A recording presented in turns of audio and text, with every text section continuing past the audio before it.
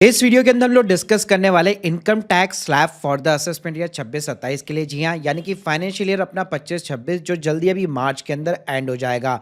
तो क्या slab rate है नॉर्मल इनकम के ऊपर, प्लस जो स्पेशल इनकम होती है कैपिटल गेन की, चाहे स्टॉक्स पे हो गया, ईटीएफ्स के ऊपर हो गया, म्यूचुअल फंड्स के ऊपर हो गया, तो वहाँ पे कैसे आपका टैक्स लगेगा। इस साल आपका मतलब एकदम बेस्ट रहने वाला है क्योंकि 12 लाख तक कोई टैक्स नहीं है, लेकिन हो सकता है आपको स्टिल थोड़ा बहुत टैक्स यहाँ पे पे करना पड़े।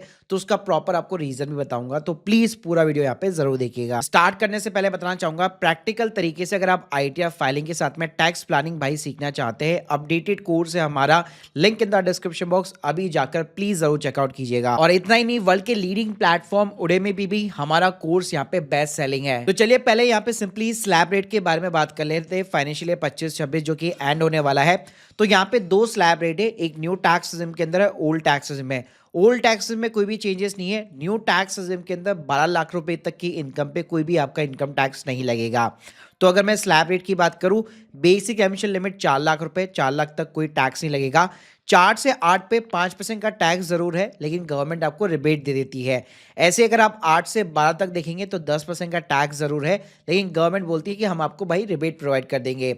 ऐसे ही 12 से 16 लाख रुपए की इनकम पे 15% है, 16 से 20 लाख की इनकम पे 20% है, 20 से 24 लाख की इनकम पे 25% है, और अबाउट द 24 लाख रुपीज 30% का यहाँ पे इनकम टैक्स का रेट है। अब आपको टैक्स कैसे कैलकुलेट करना है, तो इसके लिए हम लोगों ने इनबिल्ट जो है एक्सेल बेस्ड कैलकुलेटर बना रखा है। यहाँ पे सिर्फ आपको अपनी डेट ऑफ बर्थ डालनी है और यहाँ पे आपको सिंपली इनकम डालनी है। ये कैलकुलेटर आपको ओल्ड और न्यू टैक्स दोनों में टैक्स कैलकुलेट करके दे देगा। फॉर एन एग्जांपल, जैसे मैं यहाँ पे 12 लाख रुपए का अपना बैंक का इंटरेस्ट का इनकम डाल देता हूँ, तो यहाँ पे आप देख सकते हो स्क्रीन के सामने ओल्ड टैक्स में मेरे को 179 का टैक्स पे करना पड़ रहा है, जबकि न्यू टैक्स में ये पूरा मेरा एग्जेम्प्ट हो जाता है। यानी 12 लाख रुपए या उसके नीचे की अगर आपकी नॉर्मल इनकम है तो इस साल आपको कोई भी इनकम टैक्स पे नहीं करना। गवर्नमेंट आपको 60,000 रुपए तक की यहाँ पे रिबेट प्रोवाइड कर रही है। लेकिन अगर मैं ओल्ड टैक्स सिस्टम की बात करूं तो वहां पे आपकी 12 लाख रुपए नहीं, आपके सिर्फ 5 लाख रुपए की लिमिट रहेगी। यानी 5 लाख के नीचे की इनकम है तभी उस पर आपको कोई भी टैक्स पे नहीं करना। लेकिन 5 लाख के बियॉन्ड है तो आप डिडक्शन और एग्जाम्पशन क्लेम जरूर कर सकते हैं, जैसे एटीसी हो गया, एटीडी हो गया, आपके होम लोन की डिडक्शन।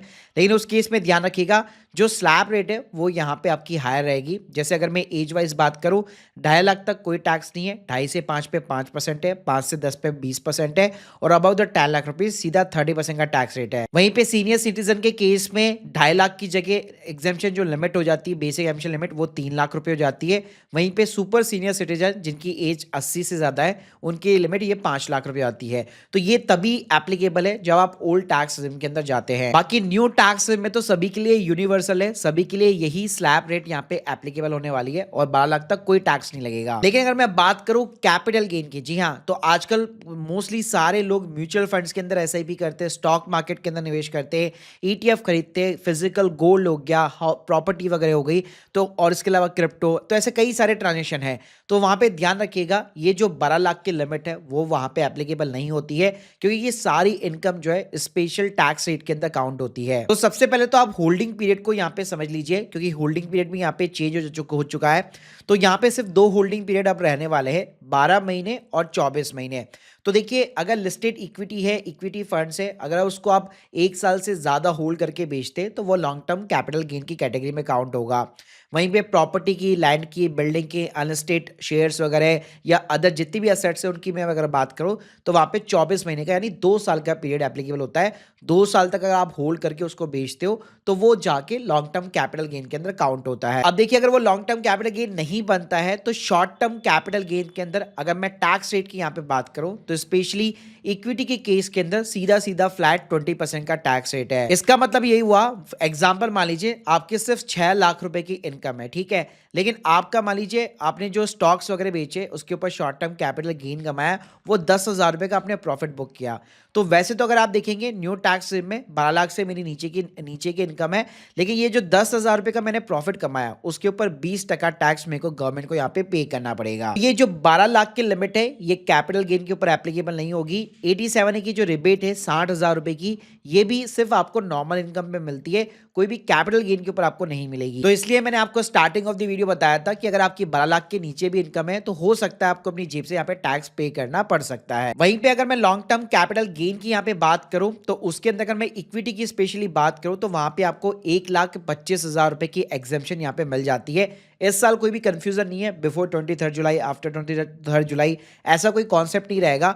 सीधा सीधा आपका 1,25,000 के ऊपर जितना भी प्रॉफिट रहेगा उसके ऊपर फ्लैट 12.5% आपको टैक्स पे करना रहेगा। यानी मान लीजिए अगर आपने 2 लाख रुपए का लॉन्ग टर्म कैपिटल गेन कमाया है इस साल स्टॉक मार्केट से, तो उसमें से 1,25,000 रुपए माइनस कर दीजिएगा और बाकी का जितना हुआ बचा हुआ प्रॉफिट है उस पर 12.5% आपको गवर्नमेंट को टैक्स पे करना पड़ेगा। और बाकी जितनी भी असेट्स है जहां पे long term capital gain applicable होता है वहां पे आपको ये 1,25,000 की रिबेट नहीं दी जाती है। जैसे अगर प्रॉपर्टी का केस हो गया या कोई भी केस हो गया, यूएस के स्टॉक्स वगैरह हो गए, वहां पे सीधे सीधे 12.5% का टैक्स जो है आपको प्रॉफिट पे करना पड़ेगा।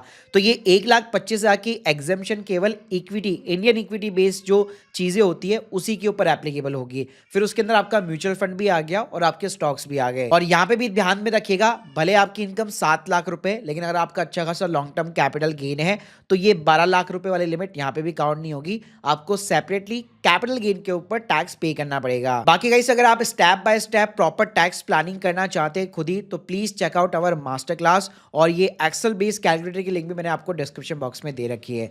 बाकी अगर आप लोग के कोई भी डाउट्स है कमेंट बॉक्स के अंदर जरूर बताइएगा। Thank you guys, thank you very much.